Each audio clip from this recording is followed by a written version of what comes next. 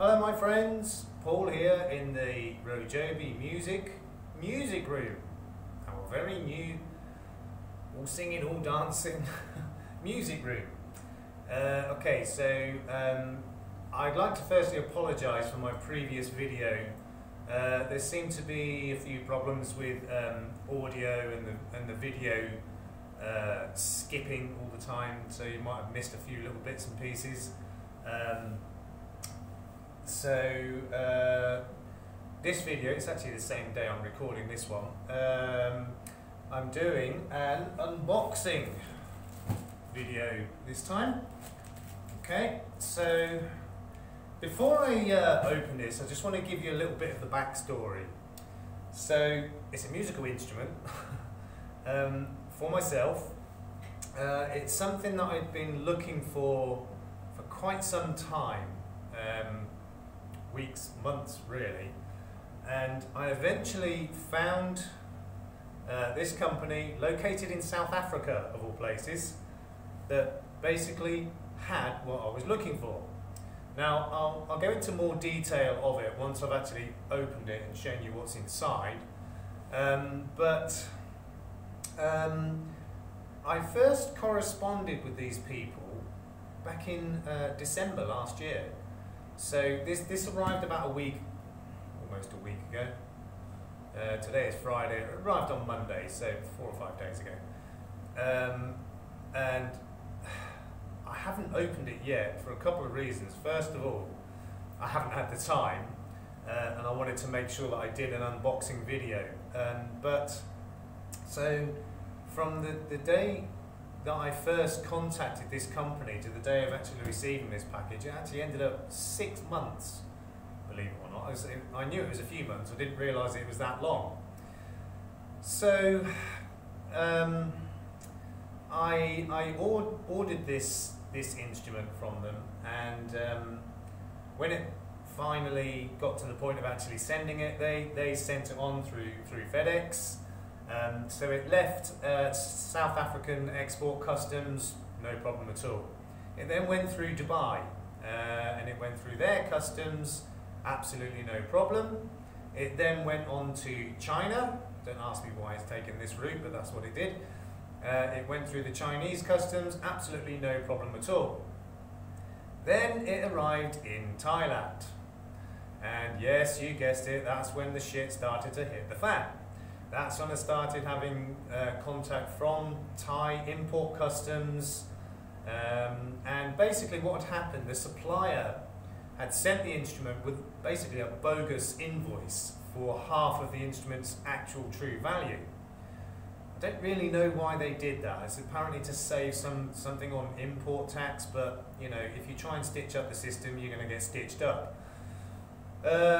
So obviously, because I was the receiver of this package, they contacted me and said that they need a proper invoice that matches the value of the instrument. So I contacted the supplier, explained the situation, and they sent an email copy of basically 2 invoices which amounted to the correct value, which I then sent on to customs, and eventually it cleared. But because of that discrepancy, I ended up having to pay more than double the normal import duty. It was 2,600 and something Thai baht, which is around almost $80, a little over £60. So I was not happy. And I contacted the supplier and explained that to them. I said, you know, because of the mistake that you made sending this bogus invoice, I've now ended up having to pay this amount of import duty. I've heard nothing from them since. During the 6-month period of, you know, getting this instrument organised and getting it sent, they were in contact with me all the time. We've corresponded something like 45 emails backwards and forwards. The moment I told them that I needed some help because of their mistake, I was paying all this excess duty, that's it. I've heard nothing else from them. And I've not bothered to contact them again because I know I'm not going to get any joy.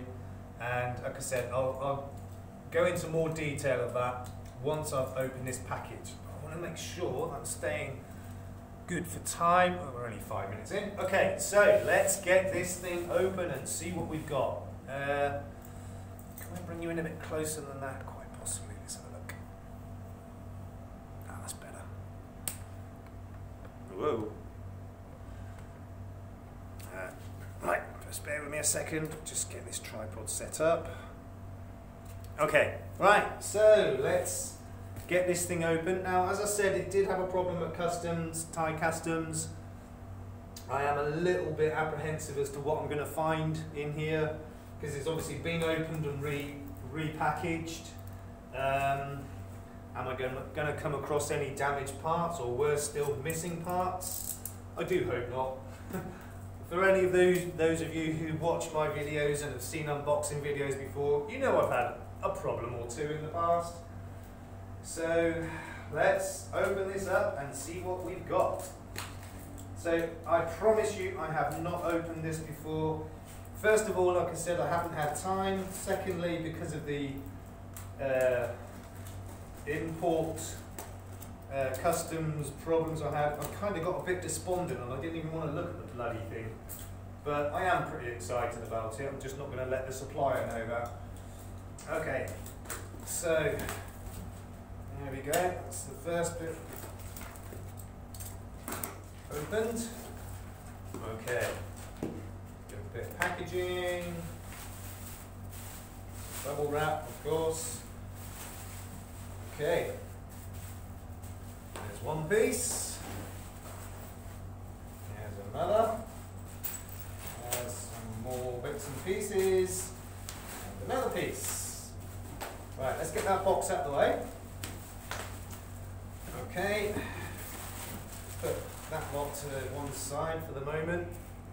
Okay, so which piece will I open first? This one or this one? I think you're getting to kind of see what this is.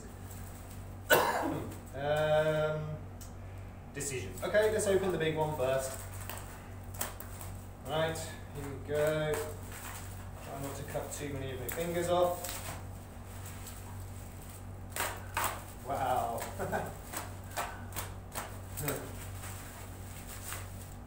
Okay, so there's the first part. Can you tell what it is yet? So, yeah, it's quite small, isn't it?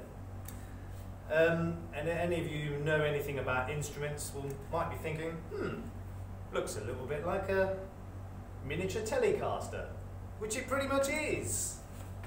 Okay, so that's the body. Obviously in here is the neck and the headstock. So let's open this up, have a little look. So tiny. Oh dear.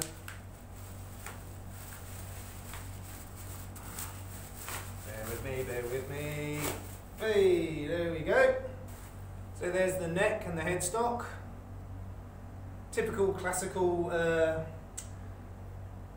Telecaster shape, but you may notice there are not many string holes in there. There's only 4.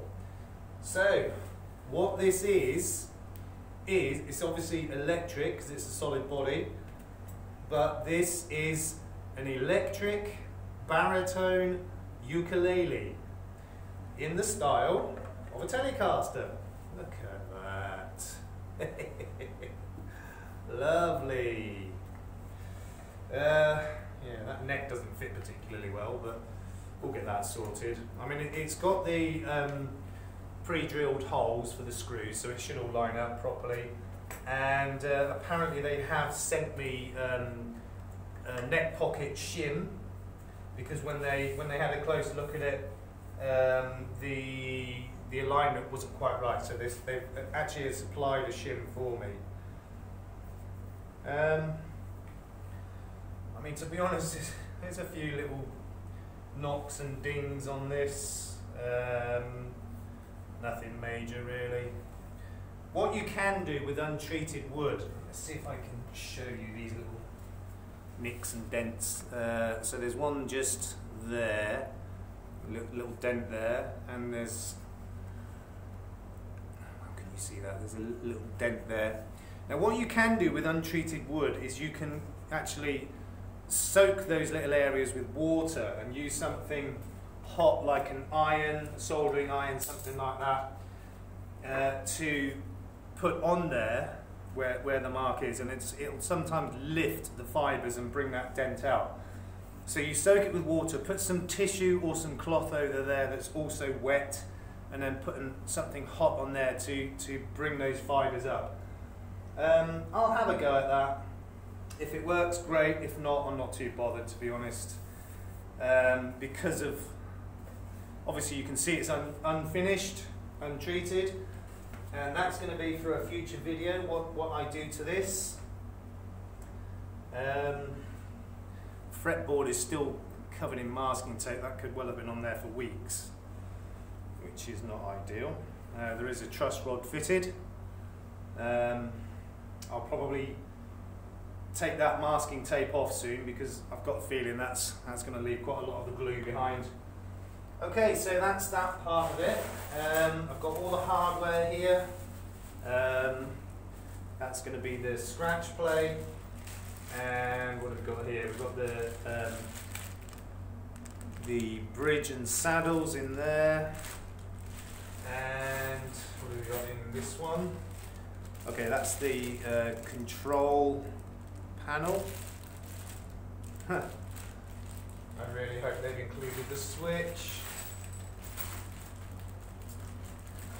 That doesn't look good. I think they've... Oh no, the switch is in there. Thank goodness for that. Okay, so there's the switch. We've got the strings in there, all the hardware, the tuners, control knobs, etc. Let's have a look at the scratch plate, first of all.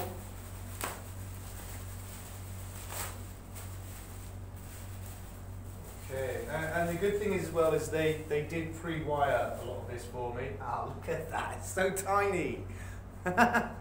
So there's the scratch plate with the neck pickup already in it, and it's pre-wired. Let's see how that looks like, or what that looks like on the instrument. God, it's so tiny. Oh, this is so much fun. Okay, let's have a look at some of this hardware. Alright, so the tuners, oh, they're quite good. So a copy of the, I think these Waverley tuners, obviously they're not genuine ones, but a copy of, I think they're supposed to be like Waverleys.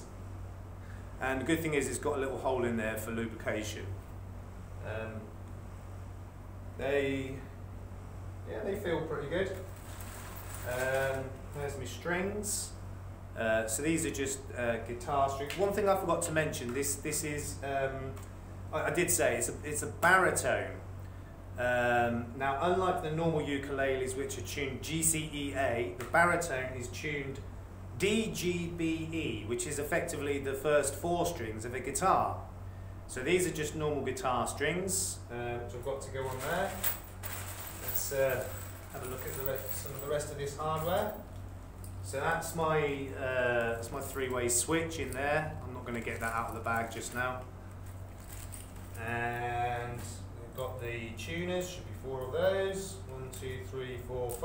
Well, that's good, they've sent me a spare tuner. And the ferrules that go on the front of the fretboard. A couple of nice control knobs in chrome, and they've got the knurling on the side. That is, that's the jack point. That's quite nice. So that will obviously go into that hole back there. That's quite nice, I like that. Very nice. And there's the actual jack itself. So strap buttons, all the screws, etc. That's all there. Okay, and then we've got the I'll call it the control panel.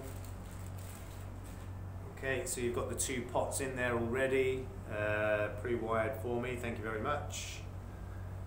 And lastly, the bridge and saddles.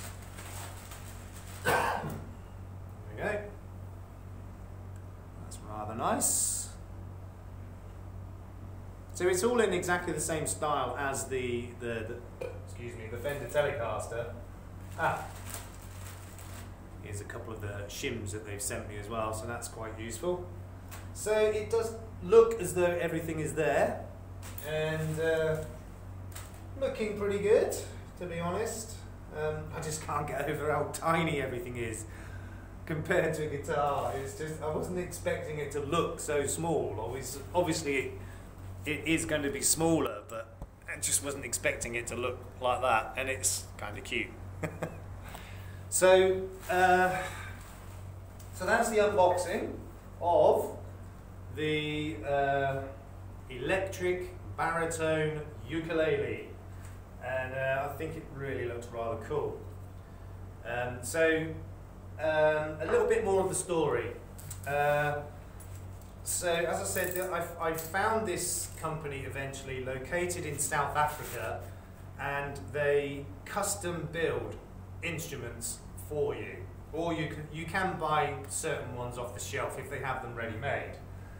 So I contacted them, told them what I needed, and the fact that I'm left-handed, which is obviously the problem that I was facing locating this kind of thing from any other company. I mean, they were available. There's quite a few companies that do these, and some of them are considerably cheaper than this one, but they don't cater for left-handed. Fortunately, this company does. And as I said, for the most part, I've had good communication with them. It's just really disappointing that at the end, you know, when I had a problem with import duty due to the fact that they'd sent a bogus invoice with it, and now they've gone completely quiet. It's a real shame, because I think that these are a good company. You know, the products that they make and sell are really, really good. They cater for your individual needs. Everything's tailor-made, custom-made. But they did let me down a little bit at the end. Your experience with them may be better. I mean, they did say to me they've never exported to Thailand before, so they weren't sure what problems I would come across, which is fine. But I just, you know, when I contacted them saying that there was a problem with the import duty, I just wish they'd offered to, you know, help in some way, even a small way. But they've just gone completely quiet, and I'm disappointed, because up until that point I was happy with their service. So should I or should I not mention their name? I think I will. So as I said, it's a South African based company by the name of Fanner Guitar Works, F-A-N-N-E-R, Fanner Guitar Works. And they custom make instruments for you. And before I got this, I did read lots of reviews on their company website from previous customers, and it all seems good.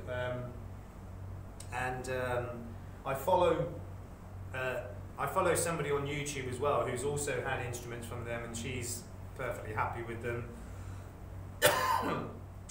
They are a good company for the most part. They let me down at the end. Anyway, Fanner Guitar Works, F-A-N-N-E-R. It's run by two brothers from what I can gather, Brian and Mark. Generally quite good guys, until there's a problem. As I said, your results may vary.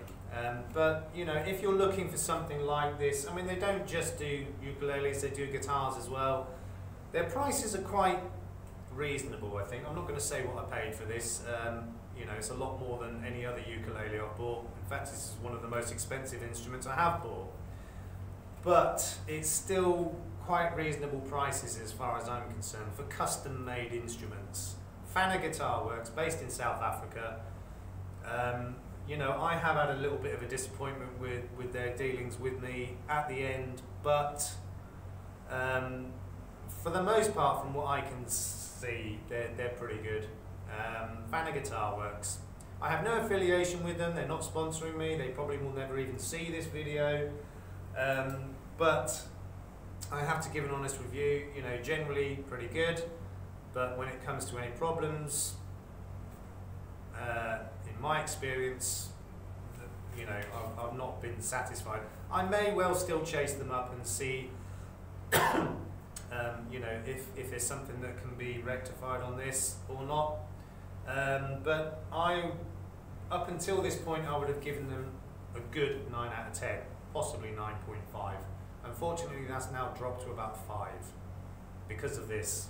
Because I think this is the most important part. It's customer service, it's aftercare, sales aftercare, which is, as far as I'm concerned, the most important part of, you know, customer service. There you go. Anyway, so there will be further videos on this. As I said, I specifically asked for it to be sent to me untreated, unpainted, and in kit form, which they don't usually do. They do it, but 90% of their kits, their orders, you know, they build it, they paint it, they send it to the customer complete, ready to take out the box and play. But I specifically asked for an untreated, unfinished, unassembled instrument, which did save me quite a lot of money, to be honest. They did give me a really good price. Because, as any of you know who do this kind of thing, the finishing, the painting, varnishing, staining, whatever you want to call it, that's where a lot of the time and the cost goes into instrument building. So, I've got 1 or 2 ideas of what I'm going to do with this, which is why I wanted it sent to me unfinished. So that's a future video going to be worth waiting for. Trust me, it will be. And you know, there are other projects, as I've said, in the pipeline as well, other videos. I do have a lot of those, you know, single string instruments, custom things to make. I've got probably another half a dozen at least, but that's all on hold at the moment. Those are not urgent. I will want to get on with this instrument fairly soon, but it's all going to be time permitting. We're just so busy at the moment with the courses, excuse me. It's just getting more and more busy. But I do really want to get on with this. This is a project I want to get stuck into. I have to be honest, I'm not great with wiring, which is why they offered to pre-wire the pots and everything, and I said yes, please do, you know, because wiring is not my strong point. I'm not overly familiar with electric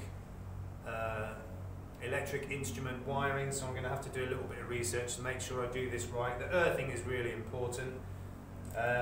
So it's not going to be too complicated by the looks of it.